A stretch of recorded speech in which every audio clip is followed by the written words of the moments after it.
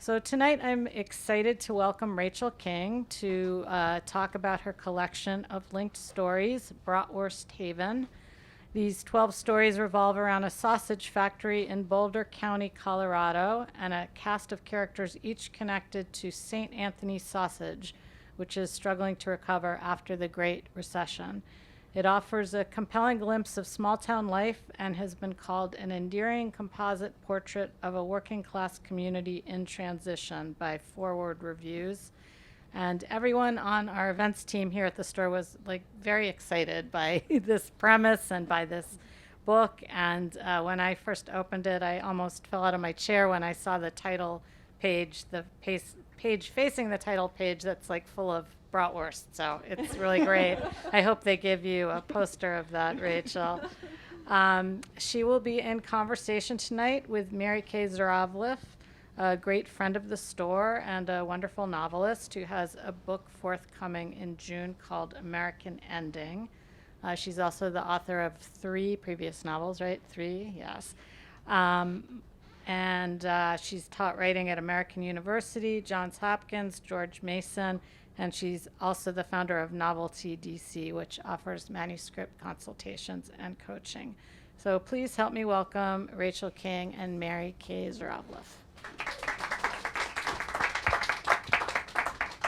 Thank you, Susan. It's just wonderful to be here. And this is my first time meeting Rachel, but I'm already a big fan. So that's great. So I'm so glad you guys are here to welcome her to Washington and to celebrate this collection of her stories. Bratwurst Haven. Is that a great title? That's such a great title. I was sending words to friends who are either teachers or short story curious, I think I told you, because this collection is just a terrific and beautifully written example of authentic characters facing really troubling times. But she doesn't fall for the sort of savageness or world weariness that some writers end up with when you get kind of stuck and end in kind of a cataclysm or ennui. And so there's a real grace to these stories that I think you'll really love. Rachel is from Portland, and after she studied writing in West Virginia and published her first novel and lived in Baltimore, we just learned, her first novel is called People Along the Sand. She has returned to Portland, where in addition to writing, she has a robust editing practice. So Bratwurst Haven takes place a decade after the Great Recession. Remember the Great Recession before the potential recession?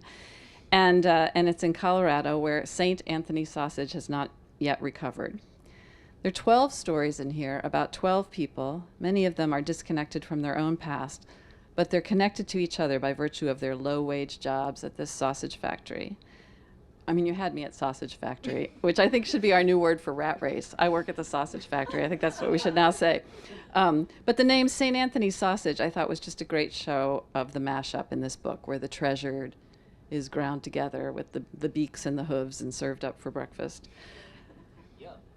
Yeah. It's appetizing, isn't it? So the reviews I've read especially praise the complex and authentic characters in the stories, which I think is really true. We don't read enough about people making their way through a working day and showing the trade-offs between their living and how they make a living. Nothing glamorous about this livelihood. Linked stories, so from Sherwood Anderson's Winesburg, Ohio, to Olive Kittredge, which won the Pulitzer for Elizabeth Strout, or Michelle Brofman's Bertrand Court. They always seem to have this bonus to me, this bonus prize, because as a novelist, you're really worried about fitting in backstory. But in the linked stories, you tell these stories to the reader. And then when the character walks in, we know their deepest, darkest secrets. And I just wanted you to talk about assembling these stories and this cast when you knew they were linked, what surprised you, things like that. Yeah. Thank you. Thank you for the intro and the first question, and thank you everyone for being here. So the first story I wrote was the first story in the collection called Railing, and my boyfriend at the time, now husband, worked at a sausage factory for 2.5 years, and so much for imagination. But that story was the only one that really came from the sausage factory, because I met someone there who had ran over someone when he worked as a train engineer. And so I met him once, and I thought, you know, how does he feel now, that kind of thing. But I only met him once, so I wasn't going to ask him that. So I just imagined it. But then after that, I just started exploring characters like from my observation, from my past, from my imagination, and kind of like explored their stories and then like retroactively put them into the sausage factory. So you knew from the beginning that you were writing linked stories. Well, I wrote the first one in 2016. Then I wrote Aaron's story, A Deal, in 2017. I wrote Poker Night 2017 and Bratwurst Haven, the last story in the collection, in 2018. And so that's when I was like, I'm probably writing one, but I didn't want to give myself that much pressure. So I was just like, I'm just going to write one story at a time and then maybe send it out and maybe it'll get published. And then I'm just going to take it slow. I was just in a time in my writing life where I didn't want a lot of pressure and I was just one story at a time. So that's what I was doing. So I kind of had an idea it could be a linked collection, but I didn't pressure myself to make it one. And then I had 11 stories and I started sending it out. And when West Virginia picked it up, they wanted me to cut one story and add 2 more. So, yeah. Do you want me to talk about like the ordering or later on? Well, certainly, if that's something. Also, 12. 12 is my favorite number. Yeah. So that's probably 12 is a good number for anything. I guess you sort of answered that, which was Yeah. I was thinking, you know, how long have you been writing these stories, which Yeah. you sort of talked about. So yeah, talk about, because putting them together. I mean, I was saying to her earlier, a lot of collections of stories wear you out by the end. And it's like, oh, yeah, another architect in San Francisco. You know, if they're not linked and people sort of keep going to the same well. And this just kept surprising me, which I thought was wonderful. So, yeah, talk to us about assembling it and curating it into a collection. Okay. So when I had these, 11 stories, but 12 at the end, I kind of like intuitively put them together. Like you might order a playlist or something. I was like, this one sounds good here, after this one, after this one. And then once I had them, then I started analyzing why I had them in that order. And I saw some themes come up, like they're ordered kind of like from least hopeful to most hopeful, at least I thought. And then I leaned into that theme and rearranged them. And also I noticed it kind of started with the factory and then moved out to people in the town and then came back to the characters in the factory. So I leaned into that as well.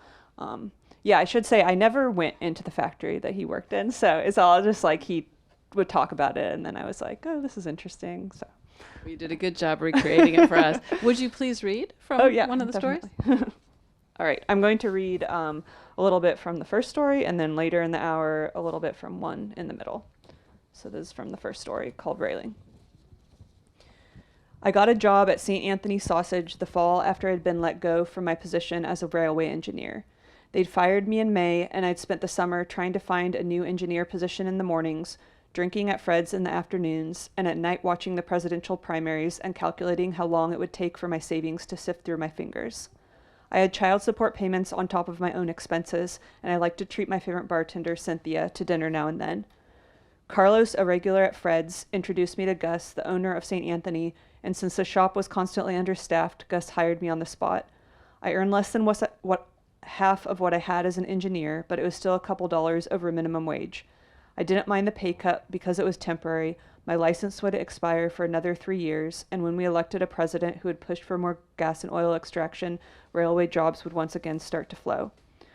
I liked the physical work at St. Anth. Early mornings, we cut bones out of slabs of meat. Mid to late mornings, we poured 50-pound tubs of meat and spices in a grinder, put the mix through a sealer, and packaged the links. Early afternoon, we packed 20-pound boxes of links into vans, and 2 guys left for deliveries, while the rest of us mixed spices for the next day and cleaned the machinery, tubs, tables, and floors. For the sake of the meat, our workroom was cold, and I learned to wear long johns, gloves, and a beanie, and was still half frozen at the end of the workday. But the temperature kept me alert, and the hard work sometimes distracted me from thinking about the man I'd killed. After the investigation was completed, I didn't discuss it with anybody. I had been officially acquitted, but I kept feeling like there was something I could have done. My train was heading east toward Kansas City. The fog was low and dense. Around 4:30 a.m., I saw something curled up on the rails about 300 feet away.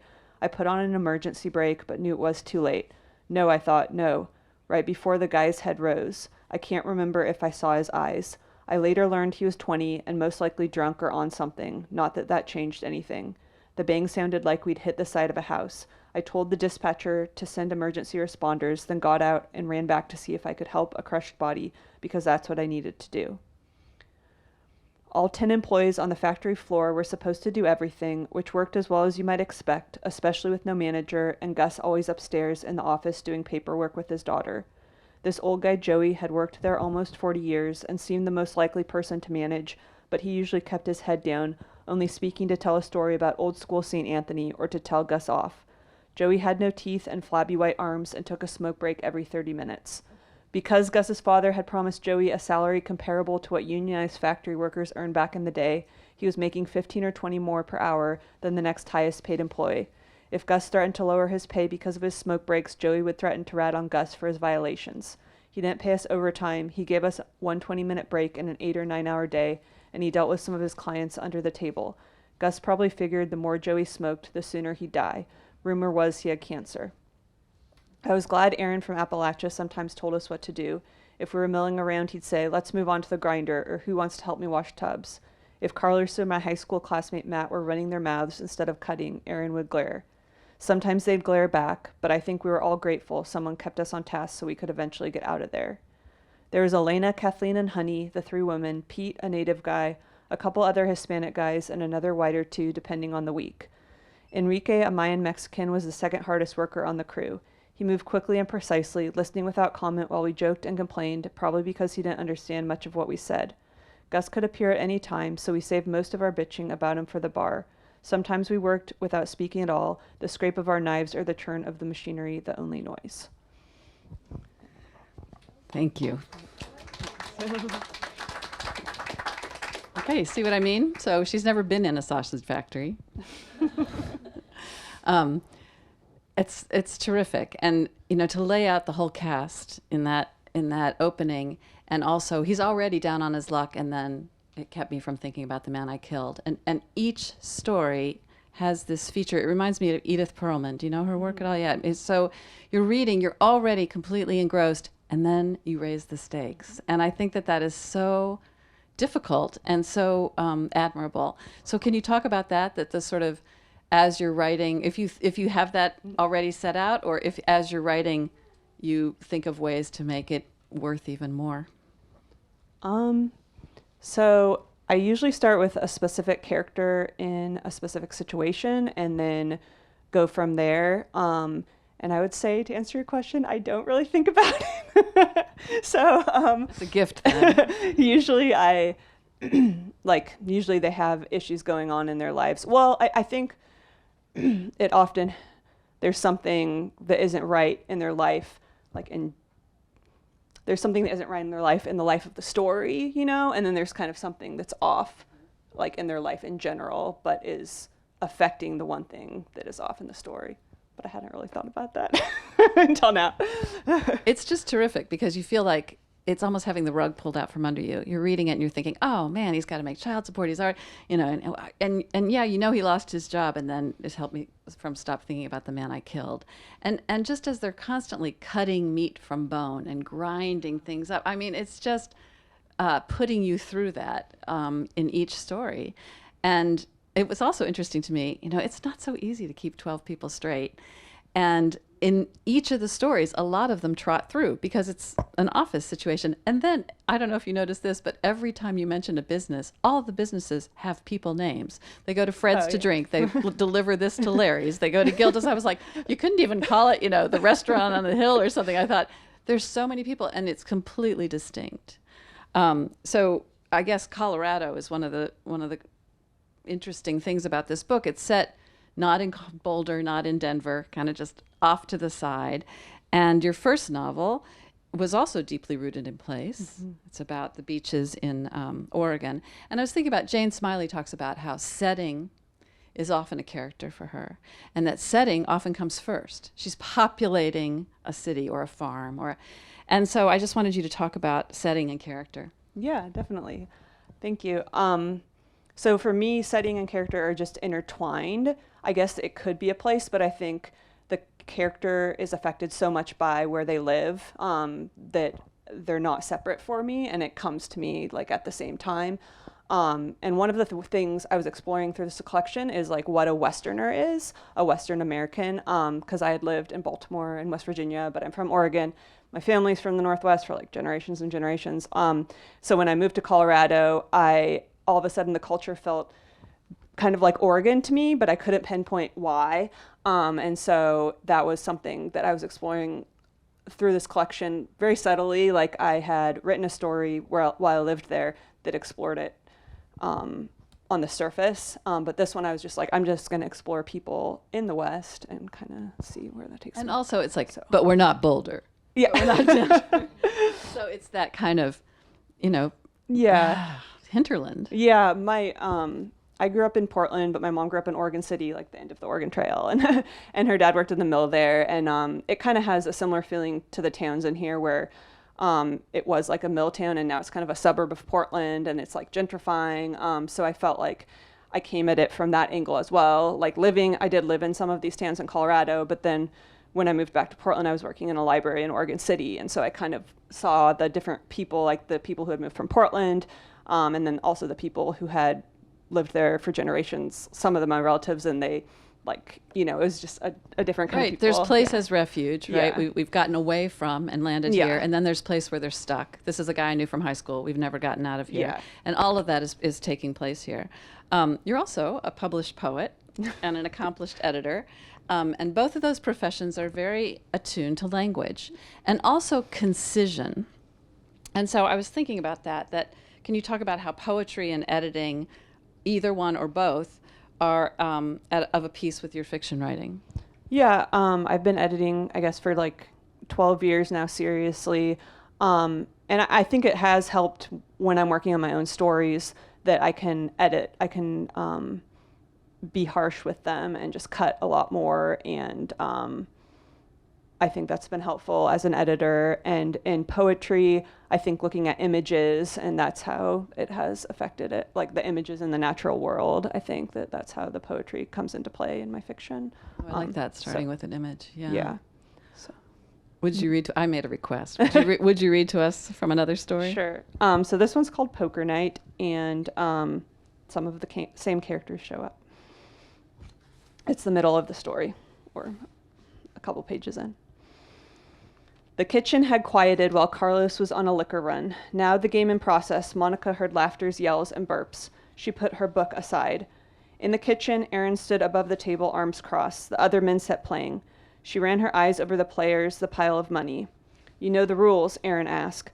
Monica nodded, smiling. She'd been good at poker before she reached double digits. Her uncle had taught her to bet on hands with pennies. You out already? She asked. I don't want to spend all I've got, he said. You want a beer?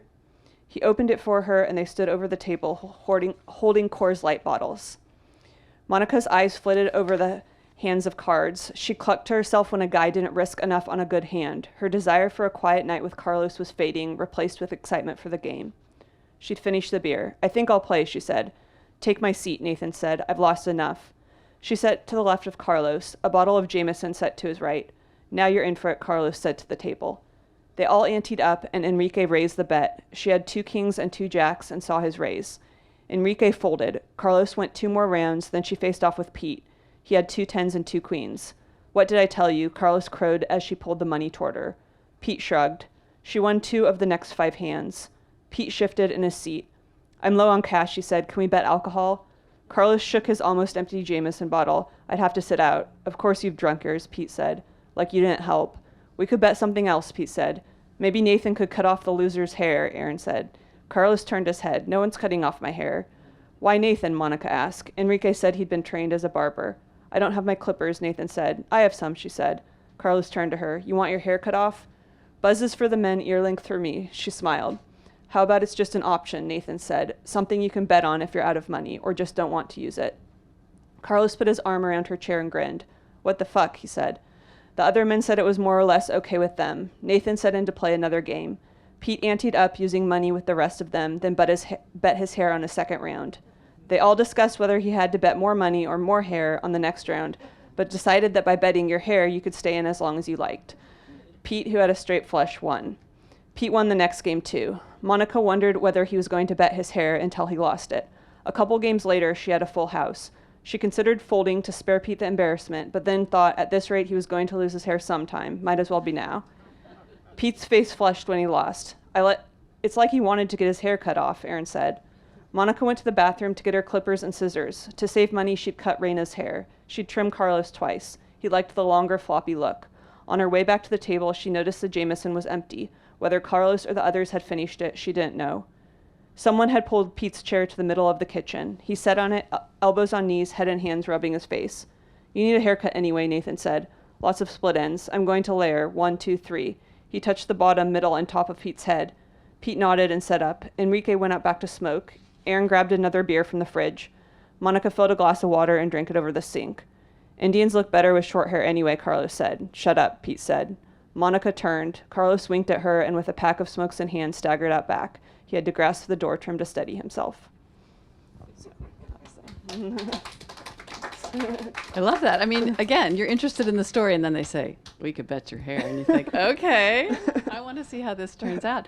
And what you don't know, because you haven't read the collection yet, is that by the time you get to this story, you're like, oh, Carlos, he's the guy who had the knife fight. Oh, Aaron, he's the guy. So you bring in this extra information about them to every story, which I just love.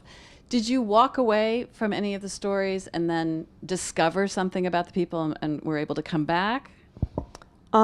Yes, I think so. Railing was written about Lance, the engineer, and like Murals was one of the last stories that I wrote, about Cynthia, the bartender, who Lance sleeps with sometimes. And I think in Railing, you can kind of get the impression, and I didn't really know either when I was writing it, like whether he was like using her or it was just like, but then as Cynthia's character formed, as I wrote the final story in the collection early on, and then I wrote her story really late, you learn that Cynthia is just like fine with the arrangement. Like she just is fine to sleep with him whenever too. So it's like you kind of learn more about him and about her. So that's one example. Yeah. And in fact, I'm glad you brought that up, because in fact, Joy Williams talks about, short stories are usually tragic and they're often about death. And that's because of the compression. You don't have that luxury of the novel. You got to get it right there to the... And I'm reading right now for a class I'm going to be teaching, a Best American Stories collection. And Jesus, they're depressing. I mean, it's just, sort of one... And so in this collection, terrible things have happened to these people that they're running away from or trying to deal with. And yet, it is not... There's a very graceful and giving... attitude. And so I just want you to talk about, is that you? Is that is that how you feel about writing? I mean, did you come upon that? Talk to me about your endings, so your mood. I think there's like a couple writers. I mean, I think Ron Carlson early on and Barry Lopez and people who just showed me that short stories don't have to be and sad. They can end in a hopeful note, and I really appreciate Ron Carlson goes to very dark places. Yeah, but he often ends on a hopeful note, and I liked that a lot. And I read a lot of him early on, and Barry Lopez as well.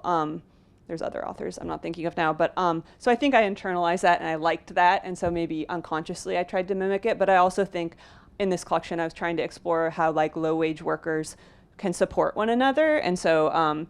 Even though they can't always support one another, I do think that there's kind of like a camaraderie that comes when you're relying on people in like a small space and working together for lower wages. And I wanted to explore that, and I found out that these people did help each other sometimes. So these people that you invented yeah. helped each other. May you be creating a good microcosm. So why don't you ask some questions so that I'm not the only one talking to Rachel. So talk to us or ask her about her process or what you've heard so far or questions you have about your own writing that you'd like her to solve. And when you do that, please come up. There's a microphone on either end, I think. No, there's a microphone right here. And that's where you should come and ask your question, because we're recording this, as you know. And that way we can hear it. And thanks so much for laughing too, because like I think some of my stories like have funny moments, but like it's subtle, and so I don't know if everyone gets it, and so yeah, I appreciate that. Yeah, and the work is kind of savage, and so that is kind of jarring. And then when there's the humor in it, I'll ask about the story. There's a story that is an entire life.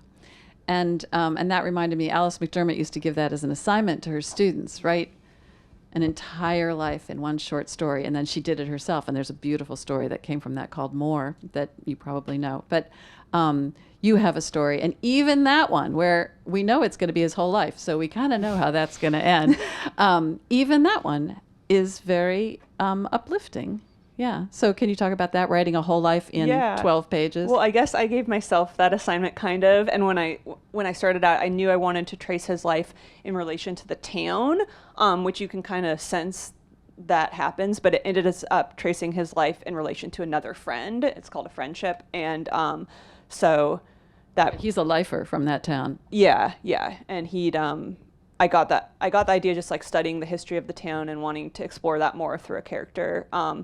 And then, as you know, at the ending, it doesn't end actually when he dies. It ends when his ashes are thrown into a stream.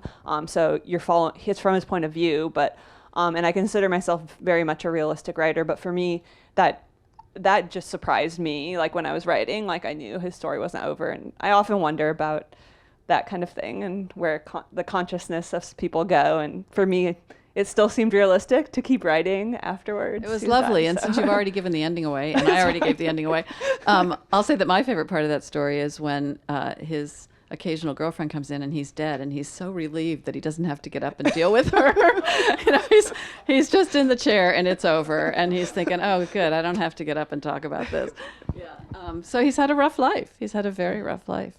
So come, ask us a question about inventing people and towns and step right up to the microphone, Eddie. Okay. I enjoyed the readings. Oh, thank you. So, I've always been curious about how authors think about structure in writing short stories in particular, because a novel, as Mary Kay said, you got a lot of room to roam, and, you can probably, and you probably should, and you probably do plot it out. But in a short story, when you start off writing, do you have an idea for structure? So if it's going to be the life of a character, well, that's a structure. You got a life. There's a beginning and an end, and we know what the end is going to be. You know what the end is going to be. But what about other stories, though?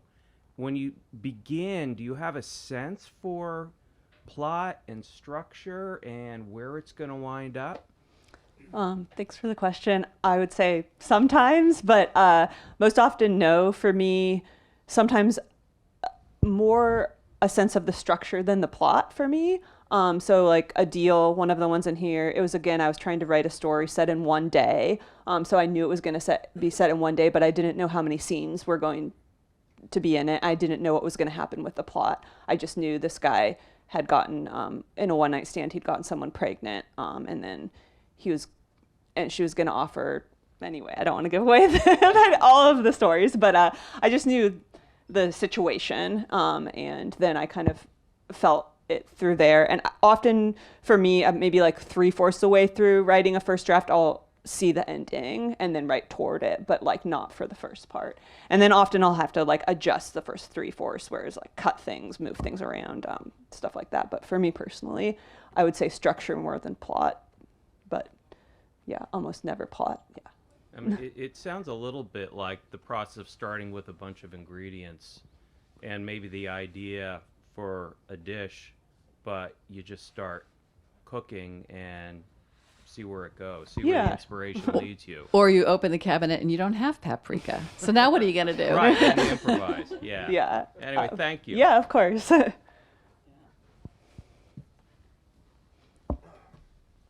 turn.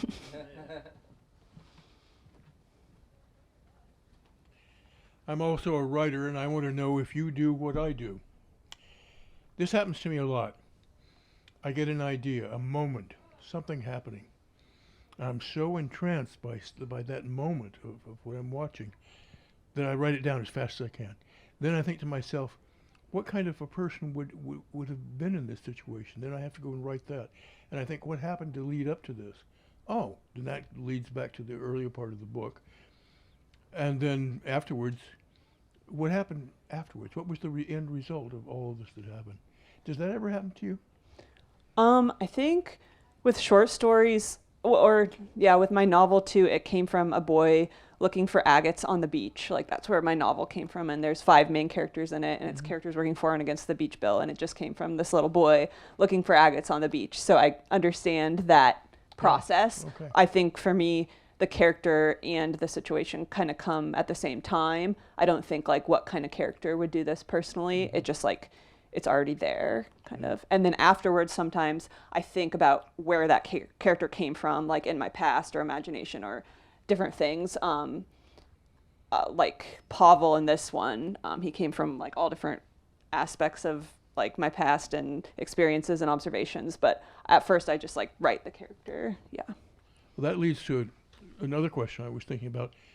In most of the things that you read tonight, the characters that you talked about were men, Yeah. not women. Is that something that's characteristic of your writing? Well, this book, it has, I think, the same amount of stories about women as men. Just, but that story, the second story I was reading was from a woman's point of view. But it was her playing poker with guys. I see. But yeah, I think it's about split in this one, which I'd say is probably characteristic of my writing, to have about half and half. Yeah. Okay, thank you. Yeah, you're welcome. Yeah, I was thinking about sort of every time there's no judgment on these people, which is also very refreshing. So every time we learn something about them, there's a scene where the one guy says, I know what the new guy did. I know his past. Go ahead and guess. And so they're all saying, oh, was it this? Was it a knife fight? No, that's you. Was it bad checks? No, that's what you did. That's what, and then he says, it's the worst thing. It's the absolute worst thing. And they all go, pedophilia. Yeah. And then one guy says, well, it could have been somebody underage that he just, he was underage too. And then it was like, well, yeah, it could have been that. And I thought, even the worst thing has this possibility that maybe you're not your crime, or maybe you're not the worst thing. And that just plays through the whole book. Each of them has a past that is, could be judged, and you as the writer don't. And I love that. Oh, thanks. Yeah. Glad you enjoyed that. They wanted to put something about it like on this blurb, and I edited it like saying like without judgment, because I was just like, well, I mean, isn't that just good writing? But I guess some people like to judge their characters and read about authors judging their characters, but it always bothers me. So. Well, and I think about somebody like Bobby Ann Mason, and people that sort of, when they were breaking out, as you read it, oh, they lived in a trailer park, and you're like, okay, I see what's coming next. That they would sort of like pin their characters like pinning a beetle to a felt board, and it's like, oh, that's not so fair. But these people really do have agency, and it's not the author who seems to be visiting things upon them. And I think that that's just really refreshing. Oh, thanks. Yeah. So that's a good place to stop, I think. And I'm really, really glad that you were all here to hear Rachel and her work. Let's give her a big DC round of applause. Thank you so much for being here. Yeah, so come on up and ask her the question that you were too embarrassed to ask in front of public. Buy a book, have it signed. Yeah. Line right up here. Yeah. Thank you.